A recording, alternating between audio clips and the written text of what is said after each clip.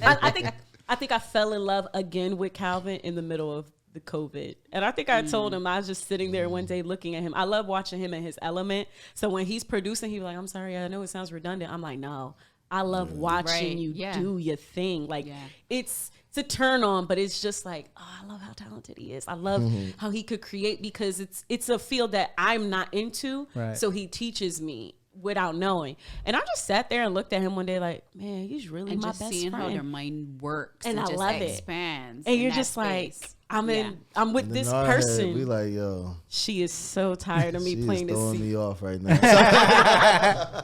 Nah, because like, yo, like, you know, in producing, you playing the same thing over. So I'm like, yo, I know she's getting tired of this. No. But hey, like I said, she'll come in the basement, so it's like, and sit with him. You're gonna come down here, you're gonna listen to this over and over.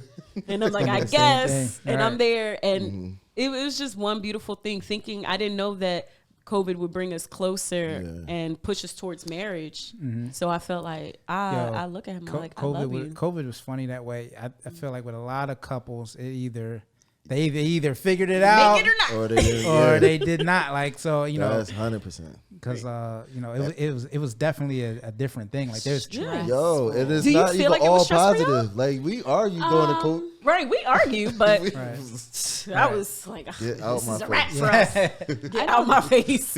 I don't feel like COVID was necessarily stressful for us as a couple. For us, it was a little bit different because she mentioned that her grandparents died, right? But in our last episode, she went over it in a little bit more detail. They were in New York. Like, she also lived in Harlem, and she was in New York when the first wave hit. And unfortunately, her grandfather got it from the hospital, and it was it was super traumatic. Yeah. So she, after that, I brought her down to South Jersey, and a lot of the time was spent, just getting, healing a little bit.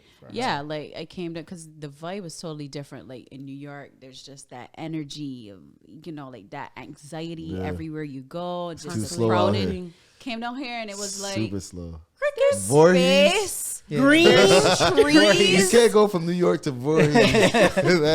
Like, I can walk in the grass barefoot. She's out here taking pictures of flowers. Like, there's birds that sit next to me. And like, I'm an island girl, and like I like to be out in my nature and stuff like that every now and then. So it's like, it was just a totally different pace, and I needed the environment to like process everything that had happened, my emotions, how I was feeling, where it was at, and like I said last episode, I felt like a mess, an emotional mess, but it was really a process of me just healing and trying to get back to myself. And this is where you needed to be. Kind of to hit the reset button on your emotions. That's like, basically what it was.